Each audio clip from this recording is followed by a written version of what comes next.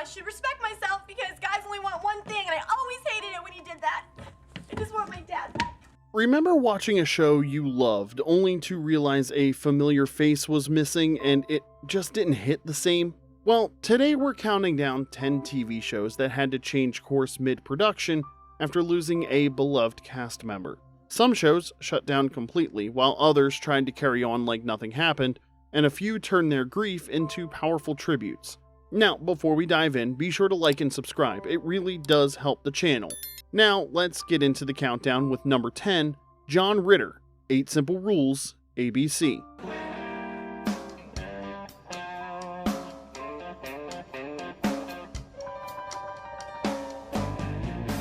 Eight Simple Rules, originally titled 8 Simple Rules for Dating My Teenage Daughter, premiered in 2002. It was supposed to be ABC's next long-running hit, but instead, it became one of the most emotionally jarring productions in network history. John Ritter starred as Paul Hennessy, an overprotective dad raising 3 kids with his wife Kate, played by Katie Sagal. The kids, Bridget, Carrie, and Rory, were played by Kaylee Cuoco before she became Penny on The Big Bang Theory, Amy Davidson, and Martin Spangers. In season 1, the hook was that Paul had left his job to stay home with the kids while Kate returned to work as a nurse, setting up a lot of classic dad out of his depth moments. The dynamic was familiar but fresh. Paul was sarcastic, anxious, and totally unprepared to deal with teenage boys wearing backwards caps. Ritter nailed it. Just so you know, Kyle, if you ever pull into my driveway and honk, you better be delivering a package because you're sure as hell not picking anything up. He was sitcom royalty known from Three's Company, beloved for his timing, and effortlessly funny. Oh, I forgot to tell you, one of our customers would like to meet you. Oh, I've got a lot to do. It's good public relations. I'm very busy. She's very attractive. Send her in. Season 2 was in full swing in September of 2003 when everything changed. Ritter collapsed on set during a rehearsal. At first, everyone assumed it was food poisoning. He was rushed to the hospital where he was diagnosed with an aortic dissection, a rare and sudden condition, and he passed away later that evening. He was only 54. ABC was blindsided. Production was immediately shut down, and what followed was one of the most emotionally raw mid-season pivots ever aired on a sitcom. They didn't recast, and they didn't cancel. They did something almost unheard of on network television. They addressed it head on. The episode Goodbye showed the family grieving Paul's death. There was no laugh track, just real emotion. Katie Sagal and Kaylee Cuoco carried the episode with visible heartbreak, and viewers felt it. Critics called it one of the boldest tribute episodes ever aired by a major network. Yeah, but she didn't have to do the things you did to get on it. Rory! Ah, Mom. Gosh. Mom? My keys. Where are my keys? The show continued. James Garner joined the cast as Kate's father, and David Spade came in as her nephew. The laughs returned, but it was never quite the same. Ratings dropped, and ABC canceled the show in 2005 after 3 seasons.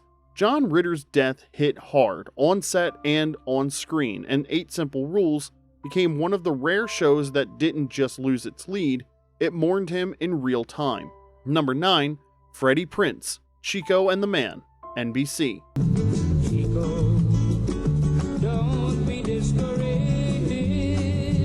By the time he was 20, Freddie Prinz had a sitcom, a breakout character, and the kind of fame most comics chase for a lifetime. Set in a rundown garage in East LA, Chico and the Man followed the unlikely friendship between Ed Brown, a cranky, bitter old mechanic played by Jack Albertson, and Chico Rodriguez, played by Prinz, a young, optimistic Chicano who shows up looking for work and ends up becoming Ed's unlikely partner.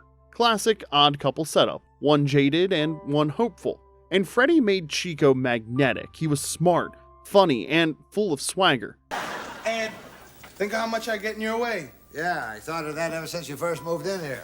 With the bathtub, I won't get in your way so much anymore. That's asking a lot from a bathtub. Before Chico, Prinz was already on a rocket ride. A rising stand-up out of New York, he made such a splash on The Tonight Show in 1974 that Johnny Carson called him over to the couch, a rare honor for a newcomer. He was only 19. I don't know if anybody knows, but cockroaches are the strongest creatures on the face of the earth, unkillable. We should send them into war. They like, you ever notice you step on them, you hear them snap? As soon as you lift your foot, they run like hell. He even guest starred on Tony Orlando and Dawn, and surprise, the guy could sing.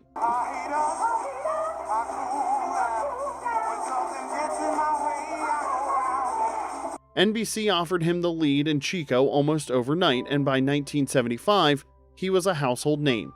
His catchphrase, "East not my job," became iconic, even if it stirred some controversy. At just 20, he was one of the first Latino actors to headline a network sitcom, and everything about him screamed next big thing. Well, anyway, it was the best vacation of my life. I did everything. I played tennis. I went swimming, surfing, scuba diving. I met the girl I'm gonna marry. I went grunion hunting. Hey, wait a minute. Wait a minute. What was it you just said? But behind the scenes, the pressure was immense. The fame came fast, and so did the personal struggles. Prinz battled depression, and by his early 20s, he was reportedly using drugs heavily. In January of 1977, with season 3 still in progress, Prinz took his own life. He was just 22. His final episode, Ed Talks to God, had been taped just hours before and aired posthumously that March. NBC didn't cancel the show right away. Instead, they tried to keep it going without Chico.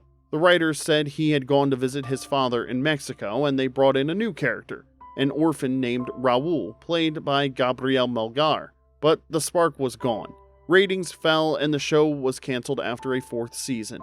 Freddie Prinz's loss stunned the industry. He had just signed a multi-million-dollar deal with NBC. He had a 10-month-old son and a future most people only dream about. But as one producer said, he was moving too fast and he never got the chance to slow down. His legacy lives on through his son, Freddie Prinz Jr., who became a star in his own right in the late 90s and early 2000s. She's All That? Anyone? But for Gen X and older viewers, the original Freddie Prinz will always be remembered as the brilliant spark who broke barriers, lit up primetime, and left the stage far too soon.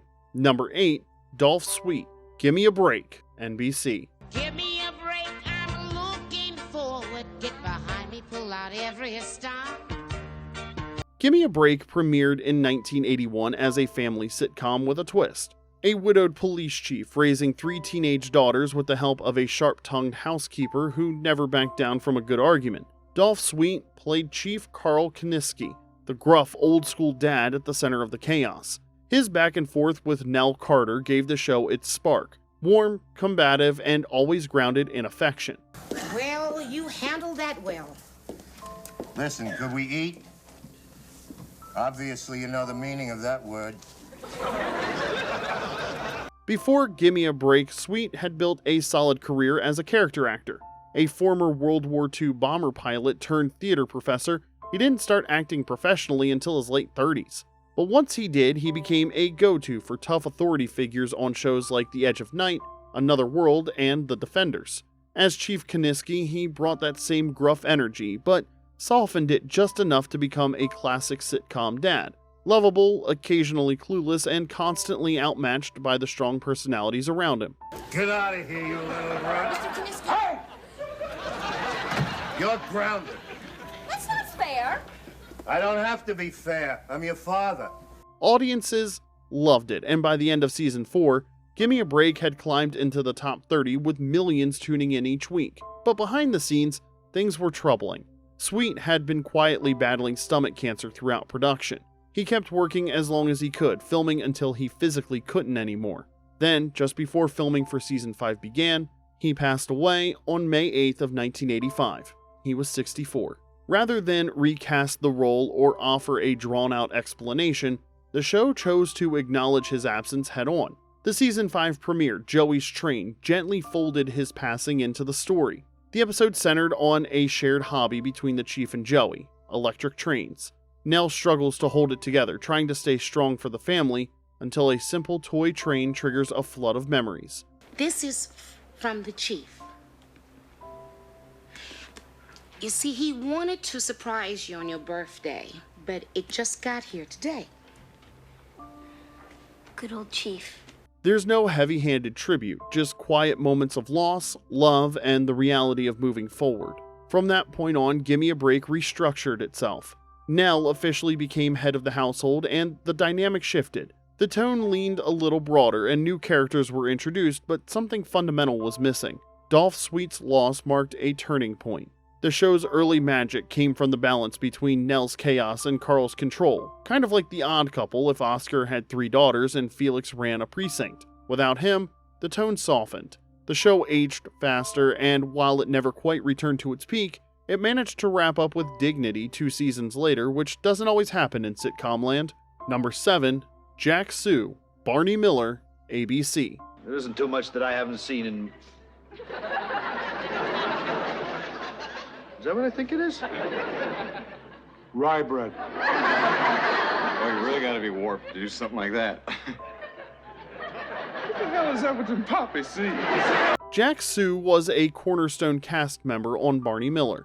As Detective Nick Yamana, Sue delivered dry sarcasm, deadpan punchlines, and famously awful coffee with a calm that balanced out the chaos in the squad room. His timing was sharp, his chemistry with the cast effortless, and his absence impossible to ignore. Before Barney Miller debuted in 1975, Sue had already built a trailblazing career. He got his start entertaining fellow internees in a World War II camp, then climbed the nightclub circuit, starred on Broadway in Flower Drum Song, and made history as one of the first Asian American actors to lead a network sitcom with Valentine's Day in 1964. Along the way, he forged a close friendship with Barney Miller creator Danny Arnold, who promised to cast him in something special. Well, he kept that promise, and by the late 1970s, Barney Miller had carved out a space as one of TV's smartest and most grounded sitcoms. It didn't rely on pratfalls or punchlines. It thrived on character-driven humor, social commentary, and understated charm. And Sue? He gave Yamana a quiet dignity that stood out, especially at a time when most Asian characters on TV were reduced to stereotypes. Do you ever feel any longings to return to your home?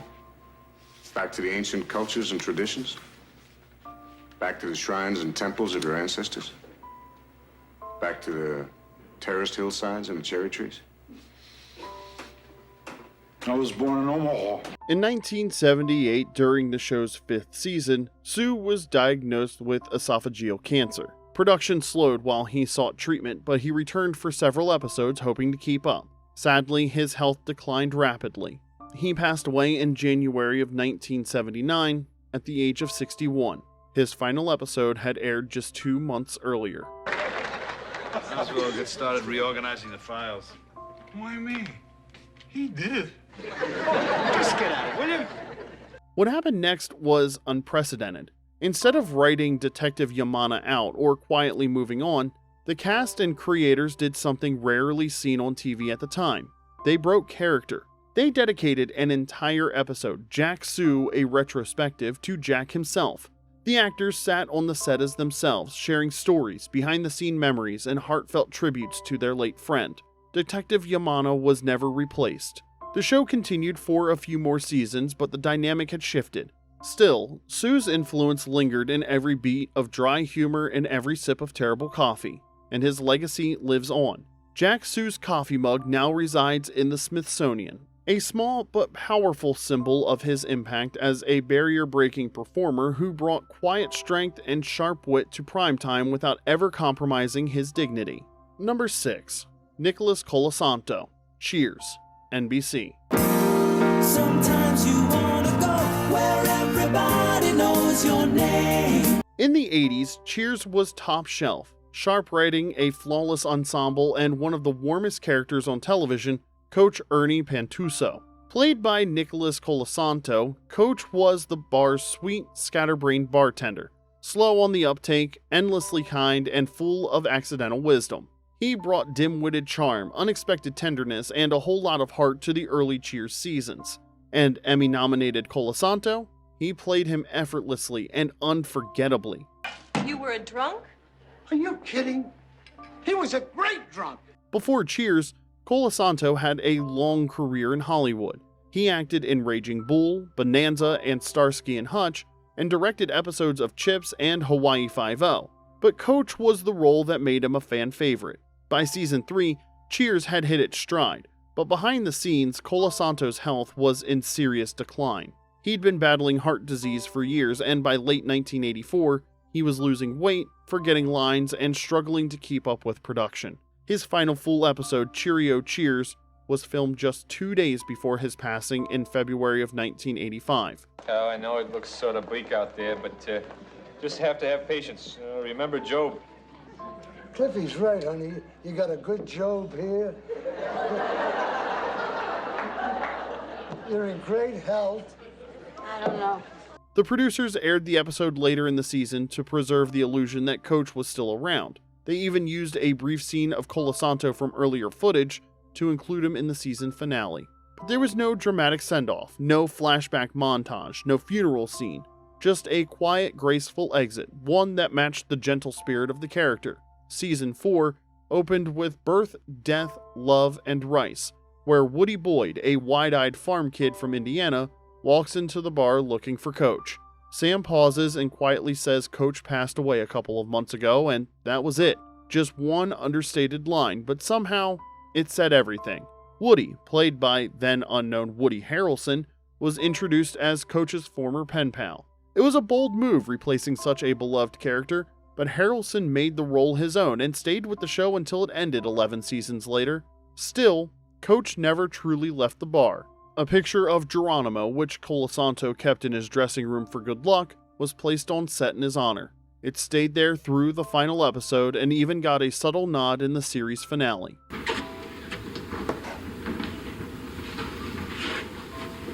It was a quiet tribute, but a permanent one, just like Coach. Since you're still watching, go ahead and hit that like button. And if you've got a favorite actor we haven't mentioned yet, drop their names in the comment section below. We're always reading them, and yes, we take notes. Number 5, Red Fox, The Royal Family, CBS. He who keep running thy lippeth will get their lippeth splitted with one of these. Back in the 1970s, Sanford & Son was NBC's golden goose, and Red Fox was its star. He played Fred Sanford, a junk dealer in Watts with more attitude than furniture in his house. His signature move? Faking heart attacks mid-argument to win a fight, clutching his chest and yelling, "It's the big one, Elizabeth!" And America ate it up.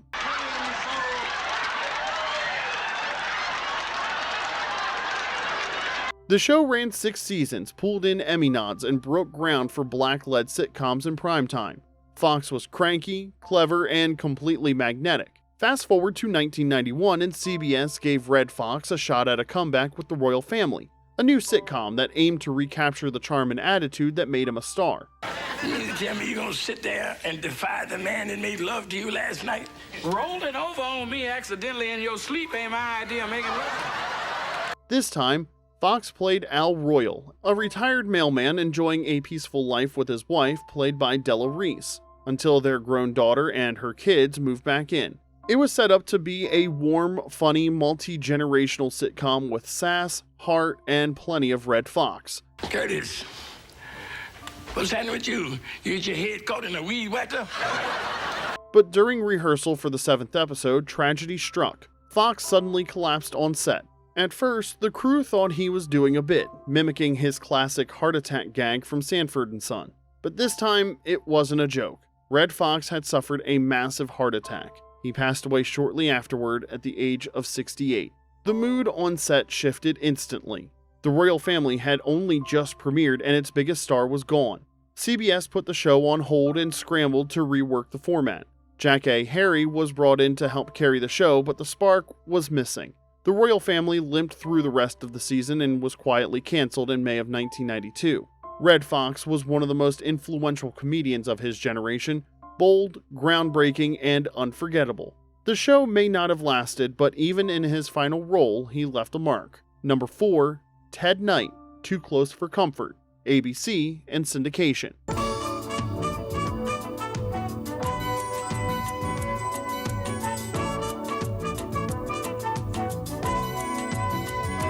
Ted Knight made a whole career out of playing lovable blowhards. First as pompous newscaster Ted Baxter on The Mary Tyler Moore Show. You're not getting a Teddy Award. You weren't nominated this year. I'm sorry, but there will be other years.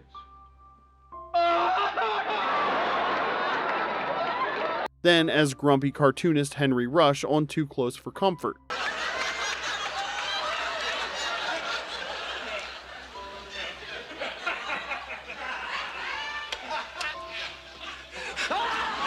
But off-screen, Knight was nothing like his over-the-top characters. He was professional, gracious, and brought a steady hand to the chaos of sitcom production. Too Close for Comfort premiered in 1980 on ABC. The concept was simple. A traditional dad trying to stay sane while his 2 grown daughters lived in the downstairs apartment of his San Francisco home. It was old-school sitcom stuff, but Knight's delivery made it work. We're gonna have a nice little talk. Then you're gonna go downstairs, gonna get a good night's rest, and in the morning you're gonna get up and go to school the way you have been every day for the past 2 years.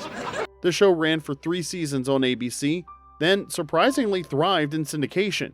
By season 6, it had even been rebranded The Ted Knight Show, a not-so-subtle nod to who was really holding the whole thing together. But behind the scenes, Knight was battling colon cancer. He kept it quiet and kept working, cracking jokes between takes, even when he was clearly exhausted. He appeared in the first 12 episodes of season 6, then in August 1986, he passed away at the age of 62. Rather than give Henry a proper farewell, the show simply said he was traveling for work. Knight was seen in archive footage for the finale, but otherwise the story moved on without him. It didn't work. Without Knight, the show lost its spark, and there was no tribute episode, no heartfelt goodbye, just a quiet fade-out. But fans remember what he brought to every sigh, every eye roll, and every perfectly timed punchline. Whether he was Henry Rush, Ted Baxter, or just being himself, Ted Knight always delivered, and by the time the curtain came down, he'd already earned his standing ovation. Number 3, Phil Hartman, NewsRadio, NBC. Phil Hartman was the kind of performer who made everything better. He first broke out on Saturday Night Live, anchoring Weekend Update and stealing scenes with his pitch-perfect impressions, none more iconic than his over-the-top take on Bill Clinton. Besides, Mrs. Clinton asked us not to let you into any more fast food places. Well, I just want to mingle with the American people, talk with some real folks, maybe get a Diet Coke or something. Later, he brought his voice to life on The Simpsons, playing fan-favorite characters like Troy McClure and Lionel Hutz. Hi, I'm Troy McClure. You may remember me from such cartoons as Christmas Ape and Christmas Ape Goes to Summer Camp. Whether it was sketch comedy, animation, or sitcoms, Hartman brought a steady brilliance to every role, calm, sharp, and always on point.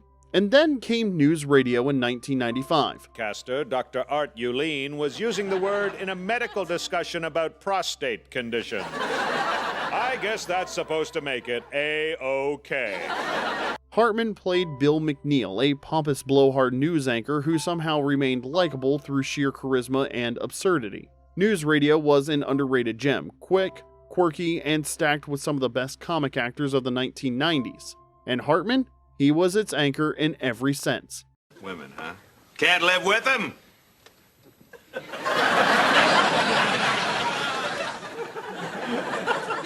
Can't live without them? I don't know about that. But in May of 1998, everything changed. Hartman was unalived by his wife, who later took her own life. The news stunned the world and devastated the NewsRadio cast and crew. Production paused, and there were no easy answers, just a painful, irreplaceable loss. When the show returned for its 5th and final season, it opened with Bill Moves On, a tribute episode that let the cast grieve both on and off screen. There was no laugh track, no attempt to gloss over the moment, just raw emotion from actors mourning their friend. As far as memorial services go, I thought that was very nice. Yes, it was. Very nice. Nice. John Lovitz, Hartman's real-life best friend, joined the show afterward to help fill the void. But even he acknowledged there was no replacing Phil. The rhythm was different and the heart had gone out of it. Phil Hartman was later inducted into the Television Hall of Fame. Phil is the only guy that they all loved him. They didn't like him, they loved him. And to this day, fans remember him as one of the most versatile and beloved performers of his era. Bill McNeil may have been larger than life, but Phil Hartman was even more unforgettable. Number 2, Kevin Peter Hall, Harry and the Hendersons, syndication. Feet's too big. Don't want you 'cause your feet's too big. Can't you use your... Harry and the Hendersons was based on the 1987 film about a suburban family that hits a Bigfoot with their car and ends up adopting him. Kevin Peter Hall, who played Harry in the movie, returned to bring the gentle giant to life again in the TV series, and he was perfect for it. Standing at 7'2", Hall wore over 80 pounds of fur, latex, and animatronics, including a massive motorized head and still managed to make Harry expressive, funny, and deeply human, all without saying a word.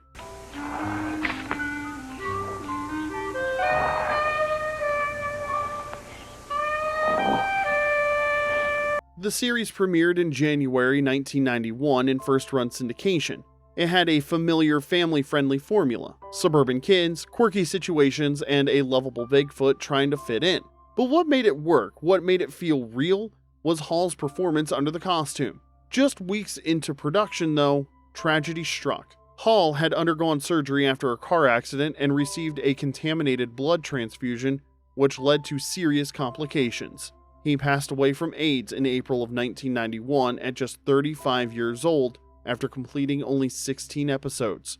With filming already underway, producers had to act quickly. DeJuan Scott took over the physical role of Harry, and Brian Steele later stepped in to perform both the body and the vocal expressions. The show continued for 2 more seasons and aired a total of 72 episodes, but fans noticed the difference. Kevin Peter Hall didn't just wear the costume, he inhabited it. His version of Harry had warmth, playfulness, and soul. Without him, the show felt flatter. Harry went from being the heart of the series to just another character in a wacky family sitcom. For a show about a creature trying to connect, Hall gave it something more rare: real humanity under all that fur. Number 1, Werner Stalker, Highlander the series, syndication. Highlander the series was one of those 1990s syndicated dramas that punched way above its weight. Sword fights, time-jumping flashbacks, and a surprisingly deep mythology about immortals who could only be taken down by decapitation. And right in the middle of all that action was Darius, a 2,000-year-old former warlord turned peaceful monk played by the quietly magnetic Werner Stalker. Darius wasn't just a side character. He was Duncan MacLeod's mentor, the voice of calm in a world of violence, the kind of character who made you believe immortals didn't have to live by the sword forever. But behind the scenes, Stalker was facing a real-life battle. He had been diagnosed with an aggressive brain tumor and kept it mostly private as Season 1 neared its finale. The writers had planned a major climax around Darius, a betrayal, a moral reckoning, the kind of twist that would reshape the series. But as Stalker's health declined, everything had to change. He passed away in May 1993 at just 38 years old. With no time to recast or rewrite from scratch, the production improvised. The Season 1 finale, The Hunters, was reworked using old footage, voiceovers, and flashbacks, whatever they could use to preserve the emotional weight of Darius's role without showing him on screen, and it worked.